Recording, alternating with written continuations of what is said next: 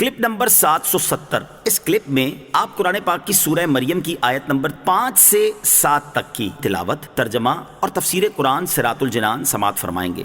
بسم اللہ الرحمن الرحیم۔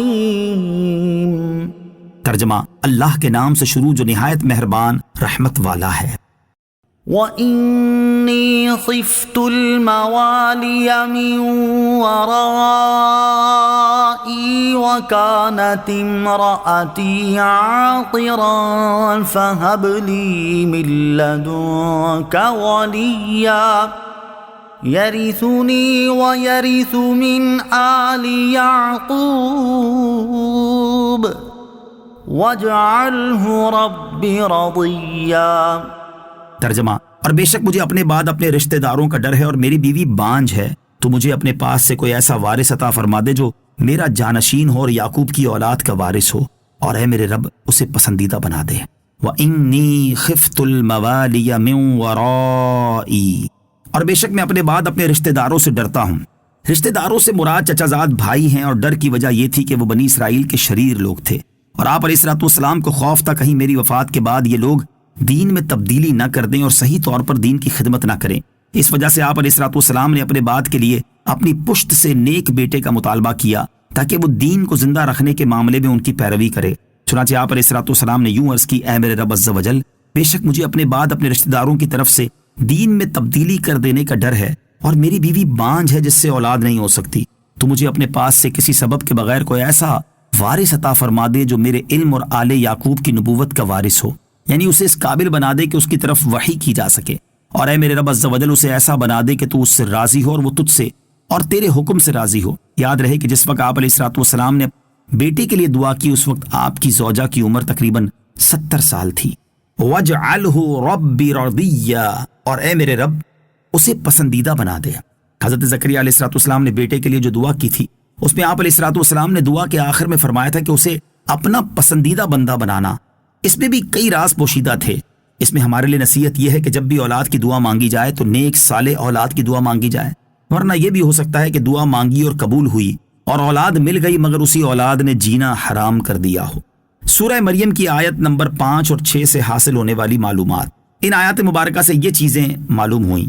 نمبر 1، حضرت زکریا علیہ السلام کا نیک صالح بیٹے کے لیے دعا کرنا دین کے لیے تھا، نہ کہ کسی دنیاوی غرض سے۔ نمبر 2، انبیاء کرام علیہ السلام کی وراثت علم و حکمت ہی ہوتی ہے، لہٰذا آپ علیہ السلام نے دعا میں اسی وراثت کا ذکر فرمایا ہے۔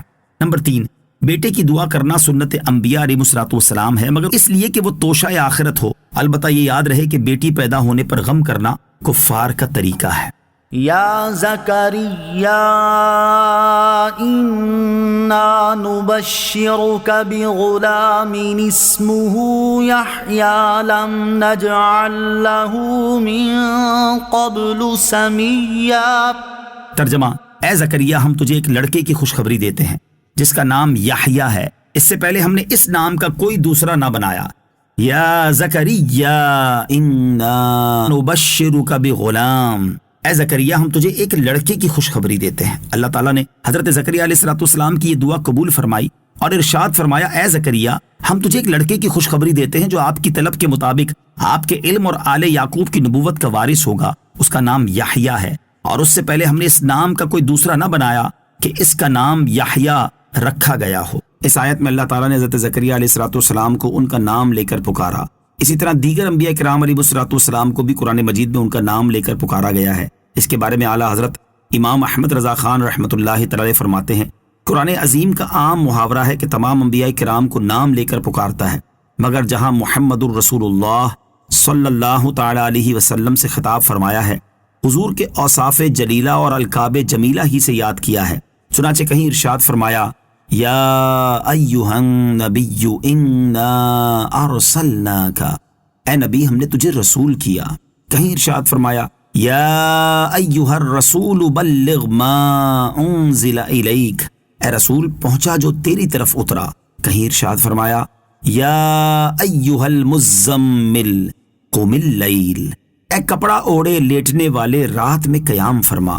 کہیں ارشاد فرمایا، یا ایہا المدثر قم فانذر، اے جھرمٹ مارنے والے کھڑا ہو لوگوں کو ڈر سنا۔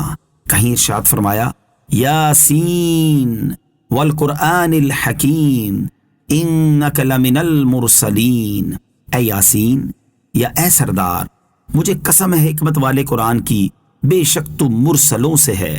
کہیں ارشاد فرمایا طٰہٰ ما انزلنا علیک القرآن لتشقی، اے طٰہٰ یا اے پاکیزہ رہنما، ہم نے تجھ پر قرآن اس لیے نہیں اتارا کہ تو مشقت میں پڑے۔